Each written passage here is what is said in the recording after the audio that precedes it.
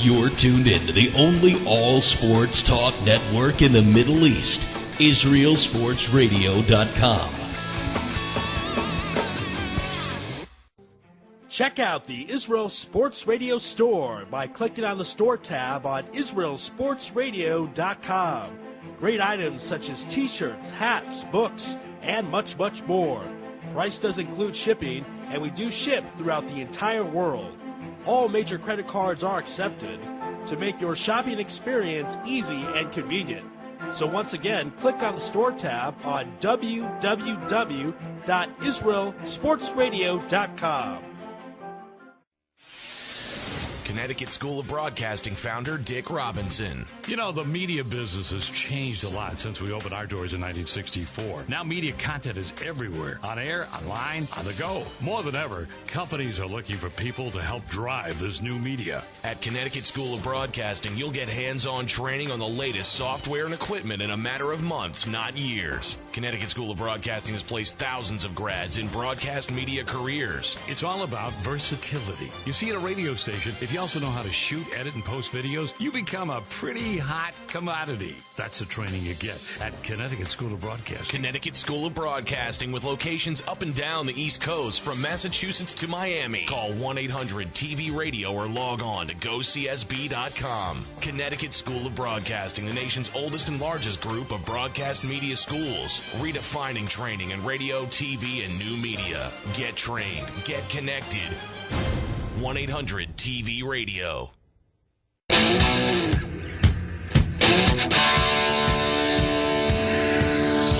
Live from Studio C at the Cherry Hill campus for the Connecticut School of Broadcasting, it's Sports Talk with the Sports Rabbi.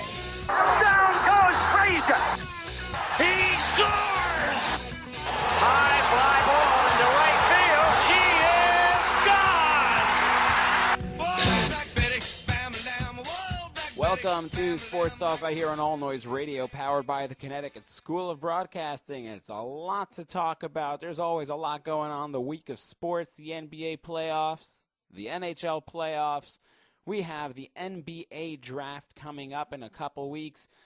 Baseball, football, we got a lot to talk about, a lot to get into. You want to chime in on the conversation, 856-330-4749, or you can jump in on a tweet. Tweet at me at the Yossi G. That's THEYOSSIG.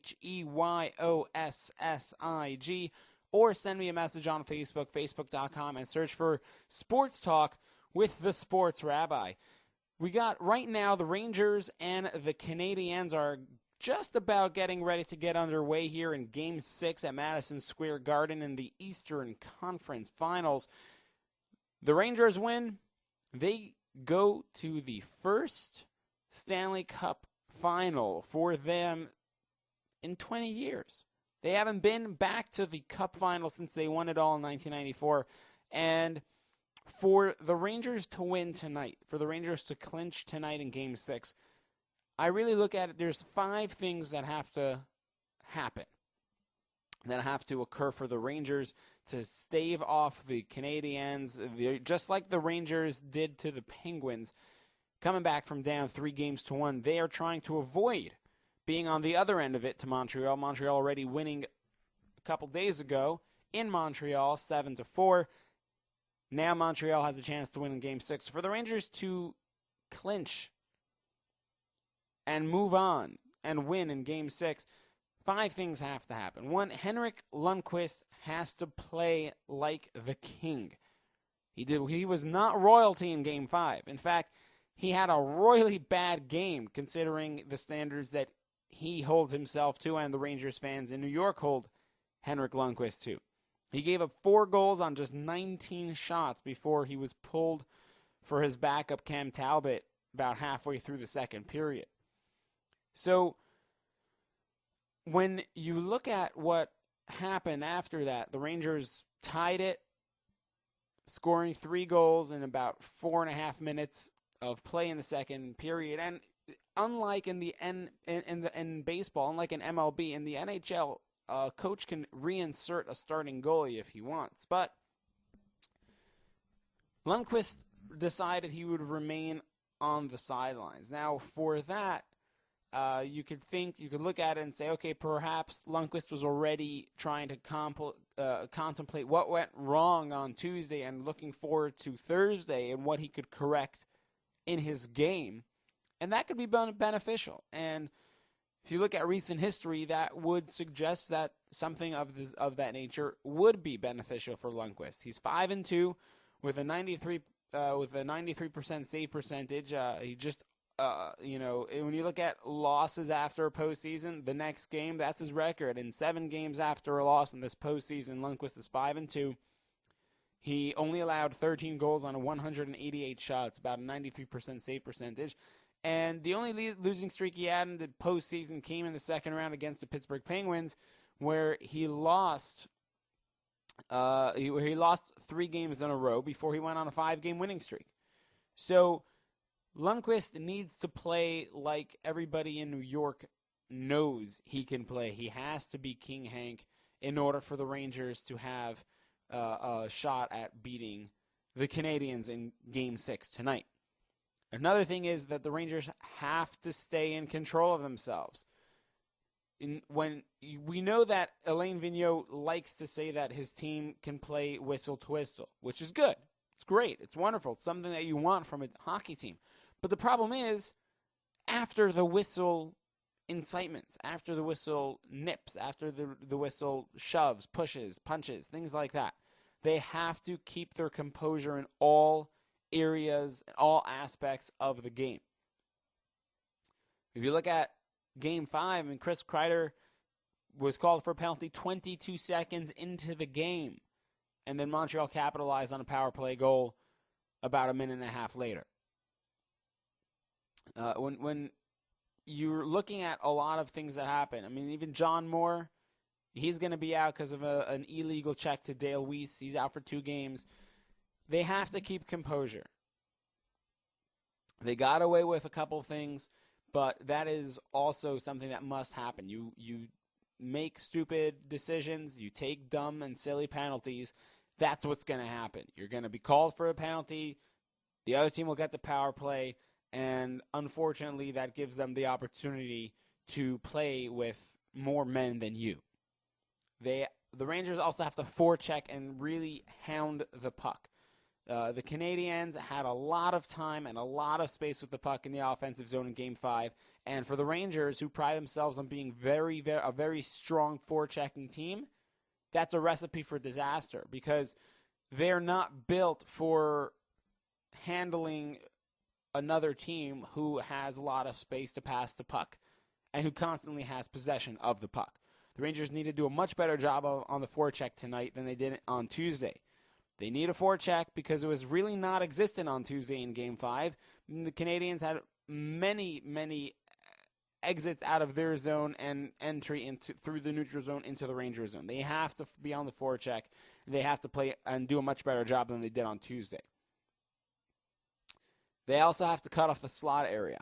And I look at this as a major key because in addition to giving Montreal too much time and space to play on Tuesday in Game 5 in the offensive zone, the Rangers also didn't close off the slot well enough to prevent absolute dynamite scoring chances and scoring opportunities for the Canadiens.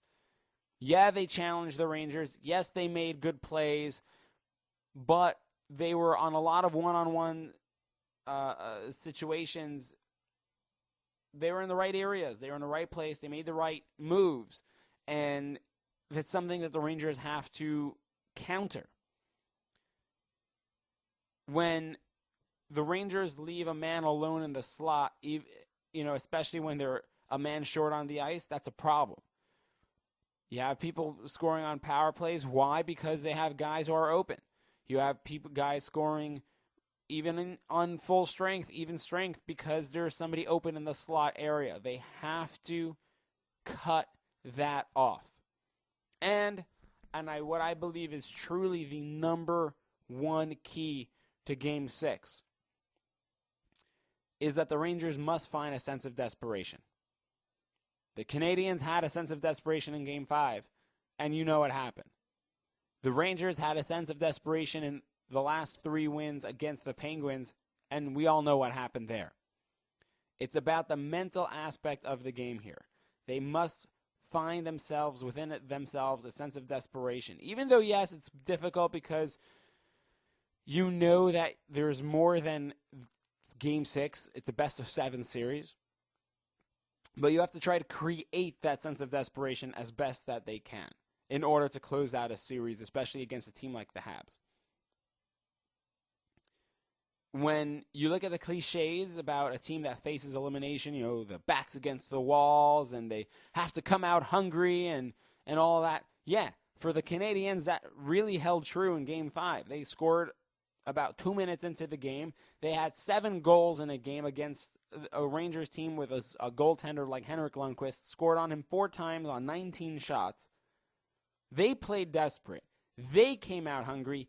They did not panic or lose their composure. The Canadiens played like any team would play with its season on the line, and they lived to see another day. They lived to see tonight. The Rangers have to find that level of desperation in Game 6, even though technically the season's not on the line tonight. They have to look at it as it is on the line because they're right now in New York. They lose tonight and go to Game 7. All the momentum is in Montreal's favor, and they're going to Montreal. Rangers have had a history of problems in Montreal playing, and just look at Game 5 as the latest example. They shouldn't have to stretch their minds so far to find that motivation. The possibility of going to the Bell Center for Game 7, that should be enough of a motivation for the Rangers to play like their backs are against the wall. The opportunity is in front of them, and they really just need to mentally create that desperation for them to be able to play like they did in the first couple games of this series, to be able to play like they did in Game 4, to be able to play like they did in the first 2 games of the series, for the Rangers to be able to play in a manner and in a fashion where they will go onto the Stanley Cup Finals and knock the Canadiens off their course. The other thing I want to touch on before we go to break is the whole Brandon Prust, Dan Carcillo, that whole, everything that happened there. And when you look at how the NHL's, so to speak, goon culture is and what it maintains, you have somebody like Brandon Prust.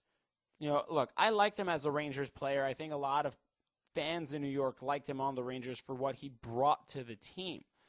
But obviously when he's with the other team, you kind of have second feelings about him, second doubts, especially when he goes ahead and finishes off a check, which essentially for players like Brandon Prust, who can play a little bit when he puts his mind to it, but however he's primarily known as the fighter, enforcer guy who's out there to keep his guys safe. When he recklessly steps into Derek Stepan with a late hit and breaks his jaw because he's finishing off a check, the issue that I have with Prust is not that I don't believe he was targeting Derek Stepan out of malice and ill intent, to go after him. I really believe when he said that he wanted to just make a big hit, make a big impactful play to get his team going. I really truly believe that. The problem is, if you have 4 on-ice officials who either the game is too fast for them and they can't see everything, or they just choose to ignore something like that for whatever reason, I think that's where it suddenly is time for the video review booth in Toronto to get involved. The same way that the Toronto Video Control War Room steps in over decisions with the disputed goals, I think they can do the same thing with something like this in the future. You have a hit like that, puts a player down, knocks a player out of the game, breaks his jaw for Pete's sake, but nothing is called on the ice, and then one thing leads to another. Then you got Dan Carcillo. Man, look, there's no reason for Carcillo to whack his stick at an NHL referee.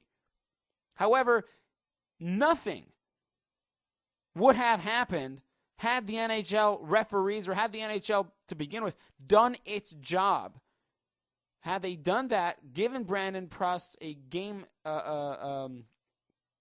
misconduct and knocked him out of the game in the same fashion like they did with John Moore against Dale Weiss, then you know what happens? Nothing. Dan Carcillo doesn't feel the need to have his pound of flesh as retribution. He doesn't feel he has to go after Brandon Prust.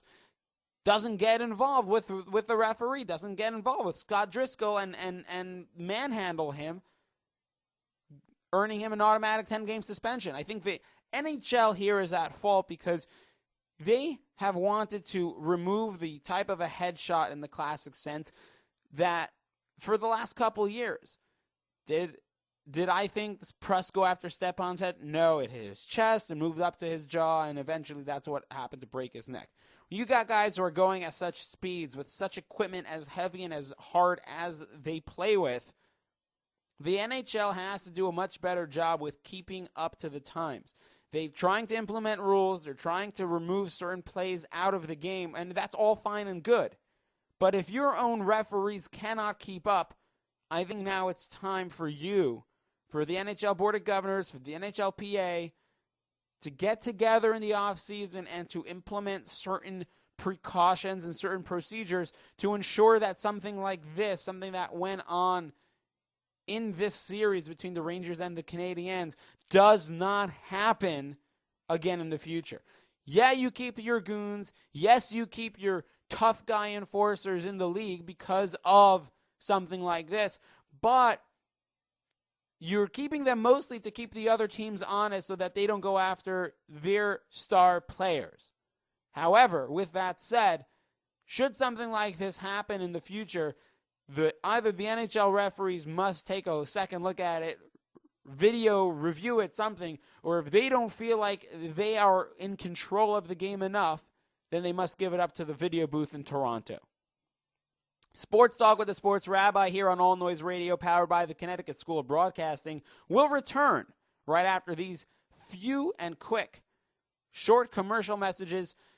When I come back, we'll talk a little bit why Johnny Football might have some issues going into next season, and also who should the Philadelphia 76ers draft in this coming NBA draft.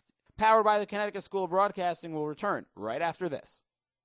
It's been 48 years Connecticut School of Broadcasting has helped place thousands of people, just like you, in exciting careers in radio, television, and the new media. At Connecticut School of Broadcasting, our hands-on approach is different. It's designed to have you spend less time in the classroom and more time in the studios. From the first day, you'll work with state-of-the-art equipment. Learn by doing from our team of industry professionals who come from their studios to ours. The best part about it, you'll learn it all in a matter of months, not years. Connecticut School of Broadcasting has a network of 12 campuses from Massachusetts to Miami. Remember, it's never too late to love what you do. So do what I did. Call 1-800-TV-RADIO. Step into the fast-paced world of the broadcast media. Day and evening classes begin soon. Connecticut School of Broadcasting. Get trained and get connected now. Call 1-800-TV-RADIO or log on to GoCSB.com. Your computer is blowing up to the sounds of All Noise Radio, powered by the Connecticut School of Broadcasting.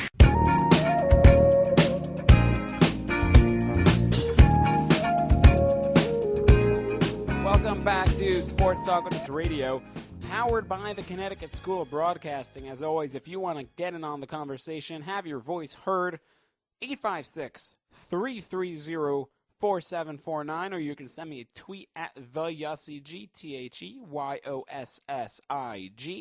or send me a message on Facebook, facebook.com, and search for Sports Talk. I was getting a lot of tweets during the break, most of them obviously, coming from Johnny Manziel, and a lot of the tweets really, they have the same idea, the same direction of what the questioning is, and I'll just give you here an example. Jesse in Philadelphia wants to know what my feelings and thoughts are Sports Rabbi, what are your thoughts and feelings on Johnny Manziel and his partying in Vegas? Will it hurt the Browns? Well, Jesse, you have to understand Johnny Manziel right now is a third-string quarterback. And if the Cleveland Browns are looking at what happened in Vegas last weekend as a surprise, something that they didn't think was going to be possible, that it was something that they didn't know would happen, then they are fooling themselves. I mean, at the end of the day, Johnny Manziel went to Las Vegas. So what? Big deal. All right, it's the weekend before OTAs. But really, I mean, like, who cares? He went to Vegas. He has a reputation in college for showing up to different parties and having all of his off-the-field exploits broadcast on social media. So the first chance after the NFL draft to go out and unwind, of course he's going to do that. So what? So he went to Vegas, and he went and hung out with Rob Gronkowski at a pool party, and he checked out a UFC pay-per-view fight. Whip-de-doo-da-day. Who cares? Well, obviously the debating point here is Johnny Manziel representing the franchise, representing the Cleveland Browns. And I really don't think it's a big problem because at the end of the day, what have the Cleveland Browns really had to hang their hats on the last couple of years? So they knew what they were getting in Johnny Manziel. They knew they were getting a guy who liked to go out, a guy who liked to party, and a guy who liked to have fun. So, you know, if you go to Las Vegas ever on a fight weekend around now, you know, late spring in like, you know, May, early June, you're going to find a solid percentage of NFL players there. Manziel wasn't the only player in the NFL in Las Vegas. He wasn't the only guy, I'm sure, who went to the UFC event. Yeah, he hung out at a pool party. Yeah, he went and hung out with Dana White at the UFC event. Sounds like it was a good time. Maybe he gambled a little bit. Maybe he had a couple drinks. Oh my gosh, what's it going to be for my kids? What will somebody think of my children? Oh, think of the kids. What are they going to look like? They're going to look up to Johnny Manziel and hope to be him when they grow up. Look, I'm hoping obviously it's not an ongoing situation with Manziel that every opportunity that he has, he's going to go out and party and, you know, do crazy ridiculousness and get the attention like he got when he was at Texas A&M. NFL quarterbacks don't study their playbooks every waking hour, contrary to popular belief. Just like normal people with normal jobs don't go over every type of insurance policy or tax code over the weekend. He's a normal, single, 21-year-old guy. He went to Vegas for Memorial Day weekend. So did other NFL players. Okay, great, wonderful. He's exploring his newfound, well, not really newfound fame, but certainly newfound freedom, newfound money. Big deal. Up until the point where he does something wrong or his life off the field is getting in the way of his career, that's when we'll revisit the situation. But up to that point, creating a debate about a young guy going to Vegas for a holiday weekend, I think it's dumb, silly, foolish, and at the end of the day, who really cares? 856-330-4749 at the Yossi G on Twitter or at Sports Talk with the Sports Rabbi on Facebook. Taking a look over, staying with the NFL, but taking a look over at the Eagles. You know, there was something that came up a couple days ago that I saw where the NFL, much like most of the Big Four sports, is very much a copycat league. If someone's successful at doing a certain specific thing, or a team is successful at doing something, then other teams will try to copy it. Take, for example, the Philadelphia Eagles last year. They bring in a rookie college coach who's got his whole, you know, offensive guru, knows his thing, does what he does, who isn't expected really to have much of, you know, before the season, people were expecting the Eagles go 7-10, 6-10, maybe 7-9. They obviously exceeded expectations, 10-6, win the division, host a home game in the postseason. And the secret's out. I mean, secrets don't stay secret for long in the NFL. Ownerships, philosophies, practices, everything is fleeting. Everything can change at the drop of a dime, and no different is Chip Kelly's offense in Philadelphia. Now, as hard as a team will try to keep the family, so to speak, together and its chemistry and its playbook and whatnot in-house, it's impossible. You look at the average roster turnover rate in the NFL is approximately 20% every year. When you're talking about, on average, 10, 11 players leaving one team to go to another employer, dish out all that information about the team that they just came from, assistant coaches also move. They're on one team today, and they're hired to be a coach on the next team tomorrow. And guess what they do? They bring with them all their playbook stuff, all the secrets, so to speak, from their previous stops. It's no longer going to be a secret what Team A had now that its assistant coach is now the head coach of Team B. It's kind of to be expected. So when you look at the Eagles and Chip Kelly, and really it's yet to be determined how much of a success Kelly will have in his NFL coaching career. But there's no denying that his approach to running a football program, his approach to running a team from soup to nuts, really caught the attention of the league at large because it exceeded the expectations. It opened up the eyes to those who really wanted to take a look at the Eagles machine, so to speak. When you want to take a look at the team up close, it really opened up their eyes. I mean, you're talking about offensive concepts, sports science that Chip had running from the summer all the way through the entire season, organizational structure. I mean, these are parts of Kelly's design that he adopted and implemented from other teams around the NFL, around and throughout his college coaching career, and he brought it with him to the Eagles. And guess what's going to happen?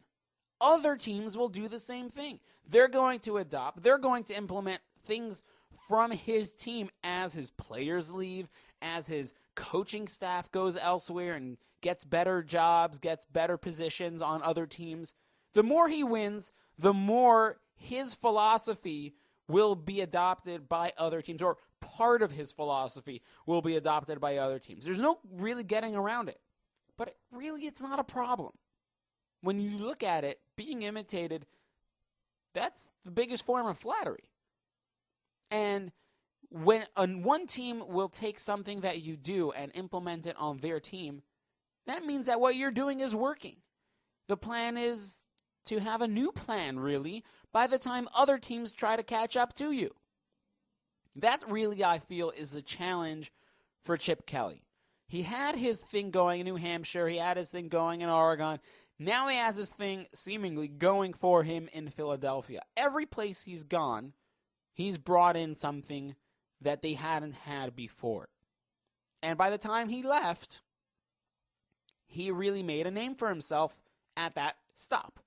However, I believe that the NFL is going to be the biggest challenge for him because unlike his previous stops, the NFL being a copycat league that it is, you want to get players, you better be successful.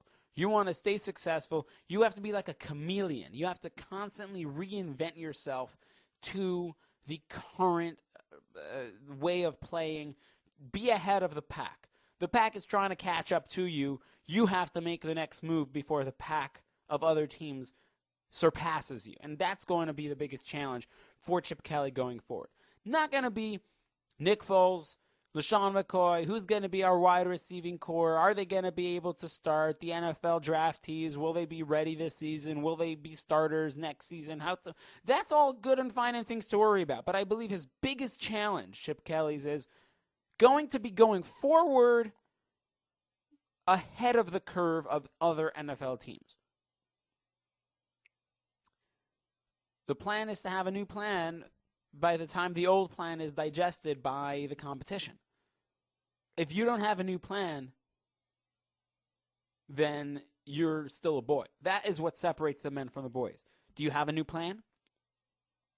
Do you have ways of implementing a new plan? Can you come up with something new? Or conversely, are you just going to stay where you are and be content at your current station? And that's going to be the biggest challenge for Chip Kelly in the next season 2 or 3, is having other teams adapt to what he's implemented this past season, yet staying ahead of the game, staying ahead of the pack, staying ahead of the competition. When you have veterans who've played elsewhere or have been on one team for a very long time, and they go ahead and they rave about how they felt, how fresh they felt at the later stages of the season. When you look at the injury report and for the Eagles last year, and you don't see that many injuries at any point of the season, really. Yeah, you have a concussion here, that you can't really plan before the season starts, but there weren't many hamstring pulls and quadriceps strains and oblique this and triceps that. When injuries are down, the offense is able to be more cohesive a unit, be able to perform at its peak. And even with Chip Kelly then using his offensive playbook genius, even though the Philadelphia Eagles used 3 different quarterbacks in 2013, they still finished second in yards per game and 4th in points per game. In 2 seasons ago, they were 4-12. Last season, they're 10-6. Transformed from a bottom feeder in the division to a division winner in 1 year, when the roster and the schemes were being overhauled. When that happens, when you defy the expectations and exceed them exponentially, winning a division, hosting a playoff game, that's when other teams will want to know why and how that was possible. They will want answers. They will want to copy what you did. Now Chip Kelly's presented with the next riddle, staying ahead of the competition. We're coming up here right against the clock. I'm going to head over to a short commercial break, but when I come back, we'll talk a little bit of NBA draft, who the Sixers probably will be taking with their 3rd and 10th pick, and should they trade Michael Carter-Williams, the Rookie of the Year, powered by the Connecticut School of Broadcasting. All that and more when I come back. You know, our jobs occupy more than half our waking hours. Shouldn't we be doing something we love? Call Connecticut School of Broadcasting at 1-800-TV-RADIO or log on to GoCSB.com. Since 1964, Connecticut School of Broadcasting, with a network of 12 campuses from Massachusetts to Miami, has helped place thousands of grads as DJs, sportscasters, entertainment reporters, behind the scenes in audio and video production, every aspect of the broadcast media. Connecticut School of Broadcasting has trained men and women of all ages and backgrounds in a matter of months, not years. Learn by doing from area radio and TV pros. Call 1-800-TV-RADIO or log on to GoCSB.com. Remember, it's never too late to love what you do. Day and evening classes begin soon. Get trained. Get connected now. All Noise Radio. The noise you can't ignore.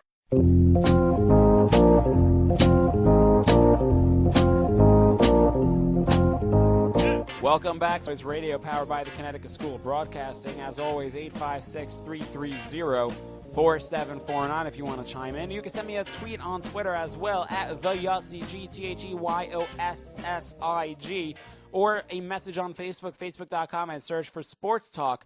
You talk about the NBA draft and, who's going what, who's going where. Now in Philadelphia, they've got the 3rd and the 10th pick. 10th pick, by then, it's an outside chance of getting somebody right off the cuff who you feel will be really could be a top 5 pick in other years, considering how deep this draft is. Sixers also have and half a dozen picks in the second round, which they could also try packaging to move and get a third pick at the end, towards the end of the first round as well. But when you look at the first selection that they have at number 3, that really is where everybody wants to know who's going to be picking what and where and how. Cleveland's got number 1 again. Milwaukee, the Bucks have number 2, and Philadelphia's got number 3. Obviously, the names that everybody has been throwing out for the top 3 selections have been Joel Embiid, Andrew Wiggins, and Jabari Parker. I mean, Dante Exum out of Australia is kind of on the outside looking in, but also what I found to be really, really neat when you consider how far his stock has fallen is Julius Randle. I mean, really, I haven't heard this guy's name mentioned in top 3 picks since the beginning of the season. His stock has considerably fallen considerably in the last, this year, really. He was a surefire top 3 pick. Now, he may not even crack the top 5. When you look at who has to pick what, I really, truly believe Cleveland, the Cavs, they've got their wingmen, they've got their guards. They need a center. And that's where Joel Embiid comes to play. That's where Joel Embiid really is at his best. I mean, he's a center at the end of the day out of Kansas. Andrew Wiggins, I think he's going to be taken by the Bucks. I don't see Milwaukee passing over a guy with that talent, a guy with the potential for such a ceiling like him. I would find it very difficult to see how they would pass somebody over like that. And essentially that would just then leave the 76ers with Jabari Parker, who right now is NBA ready. However, I believe that his ceiling is not as high as somebody like Wiggins, although Wiggins does need some of his game to be improved. But Jabari Parker, in a sense, reminds me of Carmelo Anthony. I mean, this guy is a skilled scorer. He can shoot the ball, but he's very suspect on defense. We don't really know when you look at him. Media members, NBA pundits, you look at him, you don't really know how committed he is to the defensive side of the ball. And when you look at that, you kind of do wonder, is he going to be somebody who is like a Michael Jordan, who can score? Coming out of college, he wasn't known as the best defender, but he committed himself to playing defense. He committed himself to learning how it's done at the NBA level and goes down as one of the best defenders in NBA history. Or is it going to be somebody more like Carmelo, who for a season can't play defense to save his life? I mean, for a specific game, if he, gets ramped up enough, yeah, he could have a really good defensive game here or there. But Carmelo's not known for his defense. He's known to be a scorer. Could play defense once in a blue moon. But he's known to be a scorer. Which one will Jabari Parker mimic or be more alike? Now, for the 76ers right now, 35 wins gets you into the playoffs. They had 19 wins with a Division II roster last year for all intents and purposes. So you get somebody like Jabari Parker and pull off another couple of decent guys, maybe make a couple trades and bring in somebody free agent or bring in somebody from another team. I can totally see them putting in another 15, 16 wins and qualifying for the 8th seed. But do you really want that? Do you really want to qualify for mediocrity? I don't believe so. I would say 76ers, you take Jabari Parker, don't necessarily suck again on purpose for a second season, but if you're not going to get in the top, 3 or 4 of the NBA playoff bracket, if you're not going to be in that upper echelon of the NBA teams, to qualify for the playoffs, 7 or 8, it doesn't do you any good. It sets you back because now you don't qualify for the pinball machine at the end of the year. Now you don't have the NBA, you're not part of the NBA draft lottery. So for me, I look at how the 76ers approach this offseason, approach the draft really, and I say, I'm actually happy that they don't have the first pick. I'll tell you why. If they have the first pick, they have to weigh this. They have to weigh that. They have to figure out who, what, when, where, and how. The pressure is on them to make that decision to draft the guy who will turn out to be the next Oscar Robinson, the next Wilt Chamberlain, the next Michael Jordan, the next Kareem Abdul-Jabbar, the next Kobe and LeBron.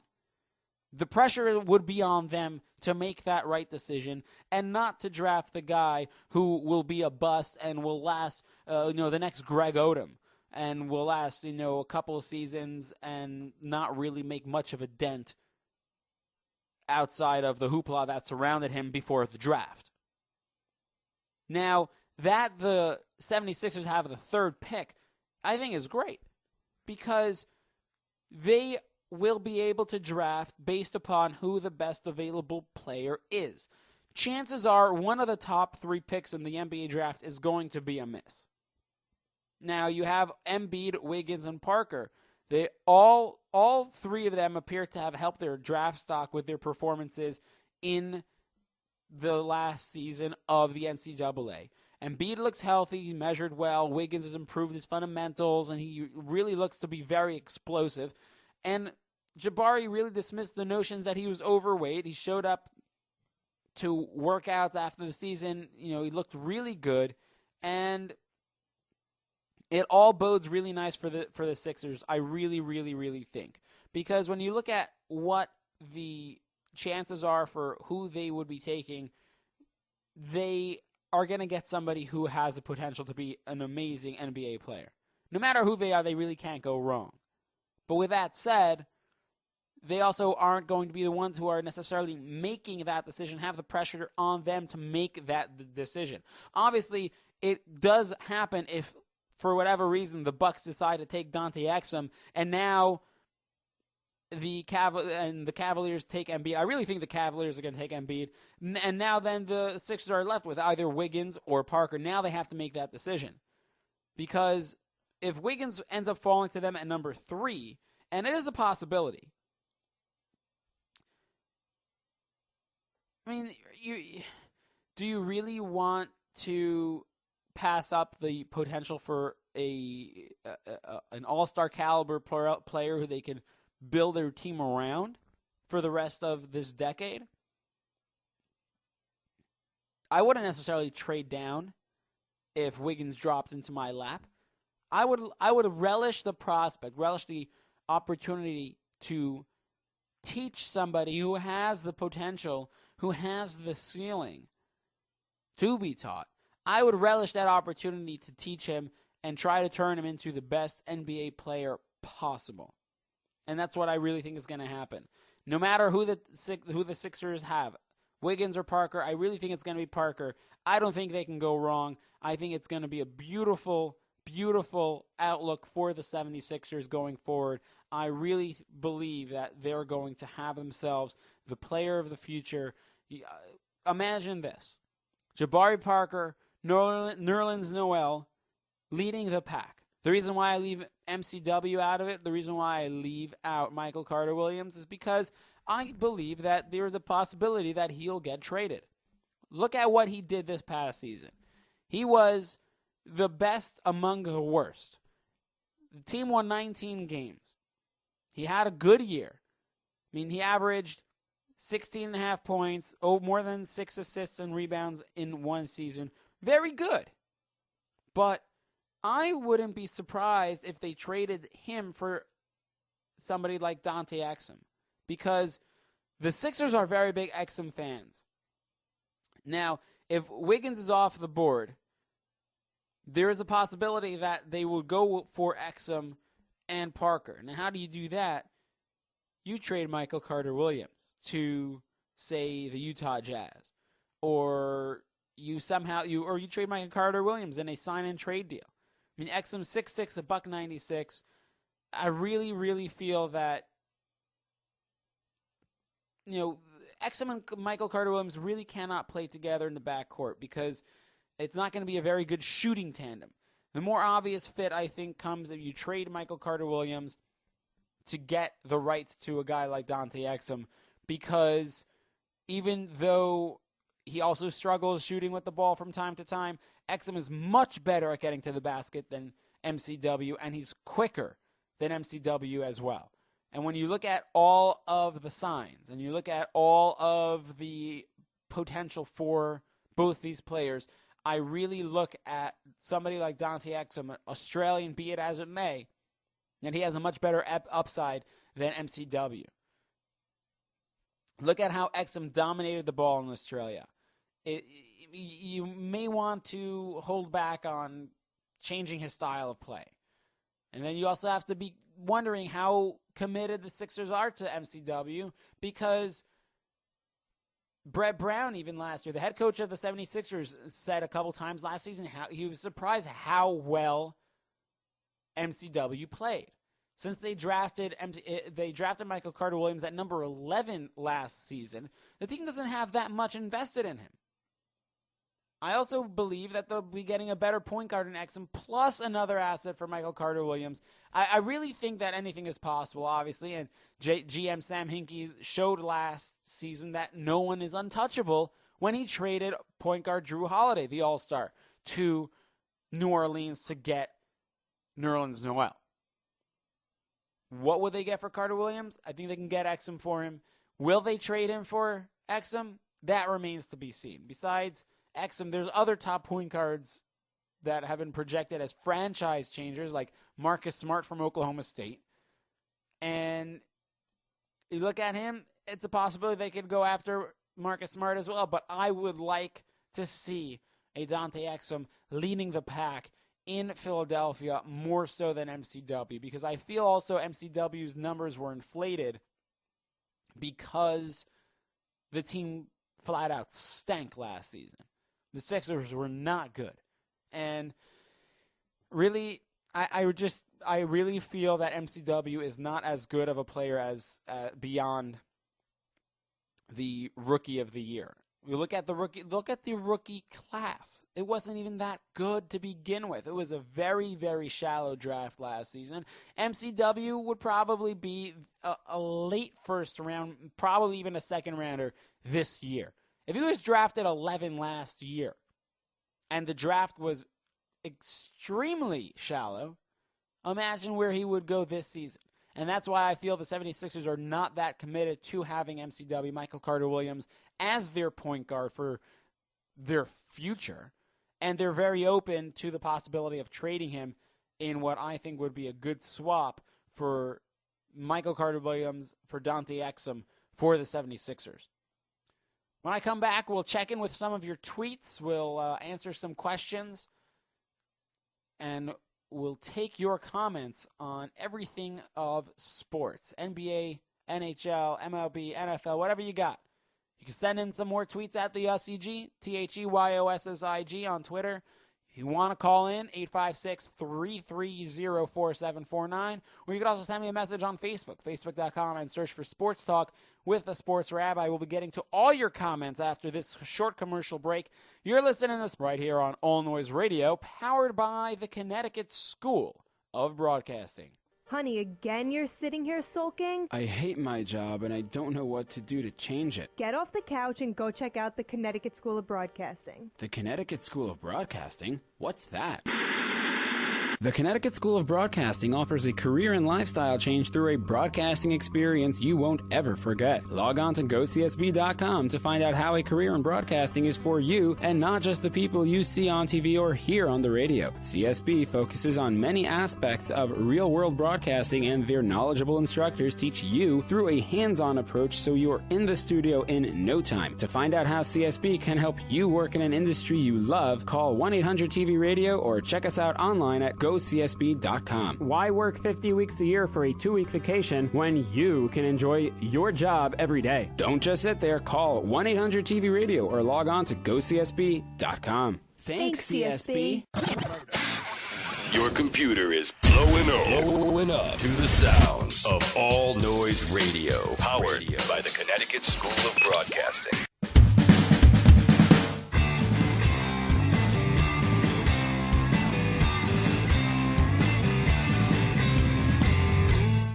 On All Noise Radio, powered by the Connecticut School of Broadcasting, 856-330-4749. 888-866-4749 to chime in on the conversation. You want to hit me up a message on Twitter at the Yossi G, that's TheYossig, or a message on Facebook. Send me on Facebook, facebook.com. Search for Sports Talk. I said this is going to be the segment for you to get your opinions in, you to get your chats in, chimes in, tweets in, texts in, whatever you want.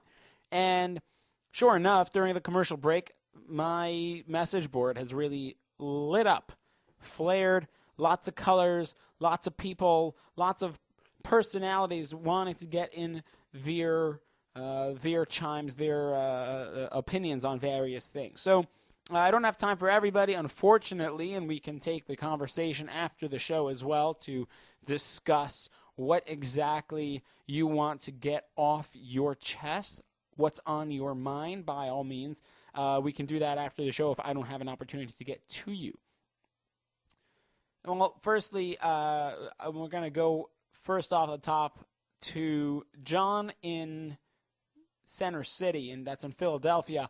He wants to know who in my opinion are the players who that the Eagles can least afford to lose. So, in light of the Cowboys losing middle linebacker Sean Lee for the entire season yesterday, there are a lot of players that I can choose from to say that the Eagles can ill afford to lose. So I decided I'll instead of going down the list from number 53 down to 1, we'll just do the top 6.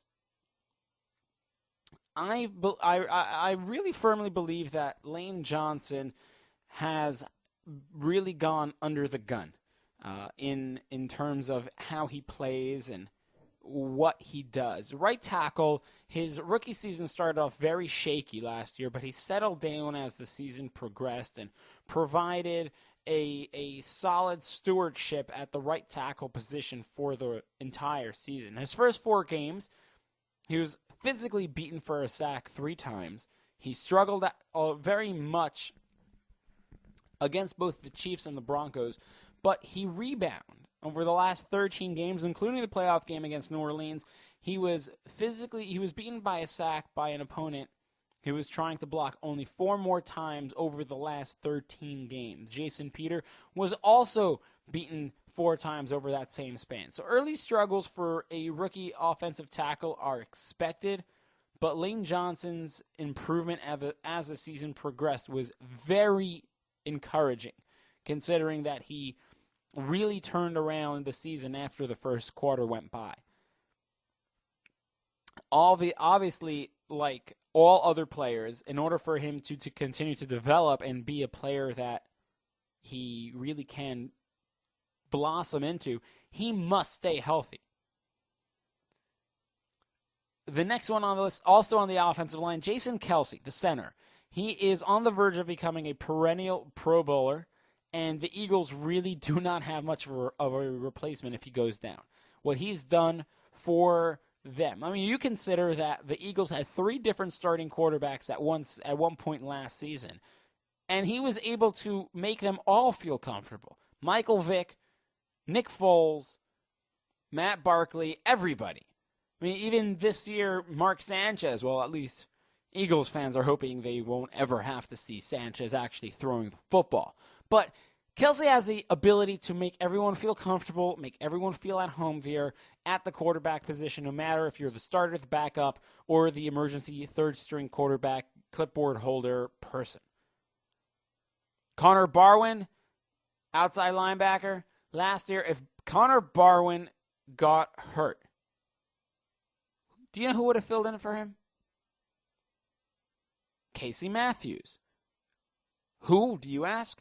Obviously, we don't really know who Casey Matthews is because Connor Barwin did not get hurt. Connor Barwin was healthy last year.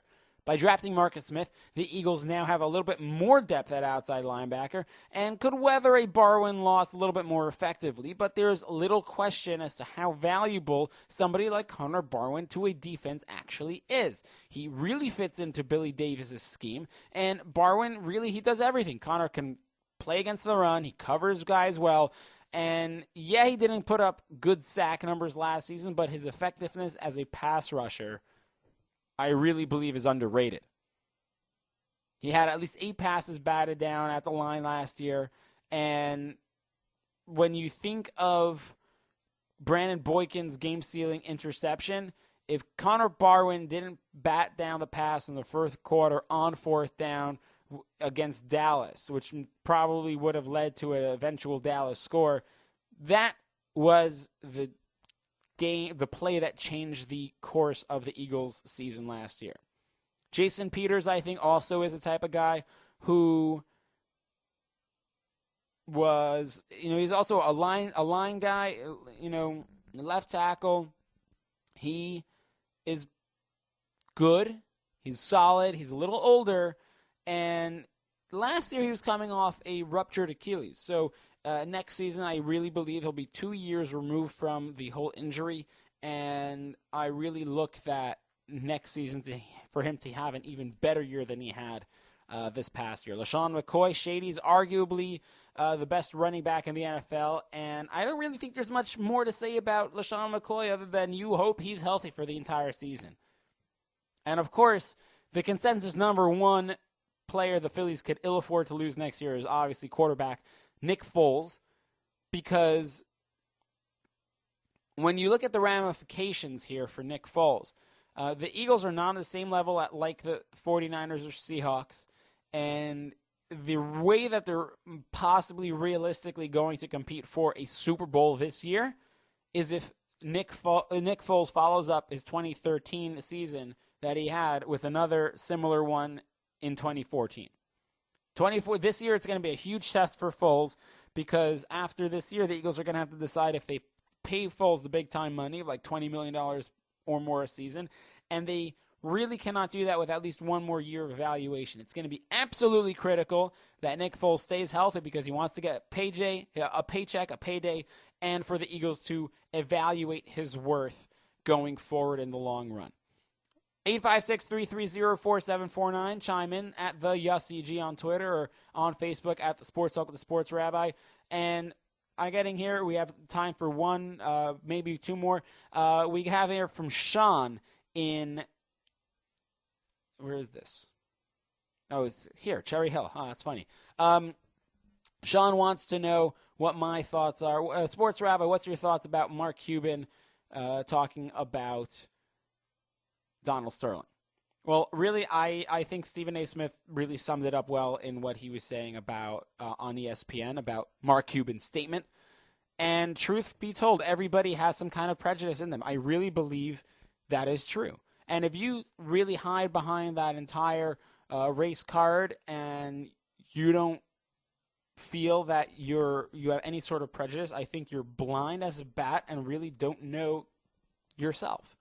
I truly believe that when Mark Cuban said about the black kid in the hoodie, a little bit out of taste considering with Trayvon Martin, perhaps. But he followed that up talking about a white guy, shaved head, and tattoos. I grew up in an inner city neighborhood, and I would probably walk in the middle of the street if I saw both those people walking in my direction on either side of the sidewalk, truth be told. I don't have any problem with what Mark Cuban said. I don't have any problem, and I totally agree with what Stephen A's position was on Mark Cuban's statement, and that's really where I'm going to leave it right now, and we'll see what happens in the future.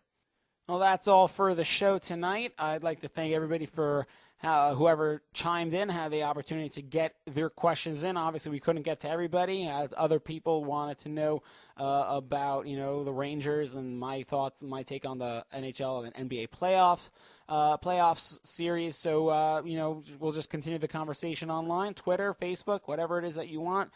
Text message, we'll continue to have that chat off the air. Don't forget the rest of the sports weekend with NBA action, NHL action, MLB action, a little bit of everything for everybody, really. It'll be a lot of fun to see who comes out in the Stanley Cup Finals, and, of course, if the Pacers can come back against the Heat. You're listening to this right here on All Noise Radio, powered by the Connecticut School of Broadcasting. All Noise Radio, Powered by the Connecticut School of Broadcasting. All Noise Radio is an internet radio station that's fully produced by graduates of the Connecticut School of Broadcasting. From modern rock to old school hip hop, country to classical, news, talk, sports, and more. It's the noise you can't ignore. Log on to allnoiseradio.com. Fire up the station. Find out more about your favorite jocks. Get the latest CSB news and more. Plus, you can take All Noise Radio with you on the go for free. Just download the Live 365 app to your iPhone, iPod Touch, or BlackBerry and search All Noise Radio. Check out tomorrow's broadcasters today at allnoiseradio.com. Powered by the Connecticut School of Broadcasting. All Noise Radio. The noise you can't ignore.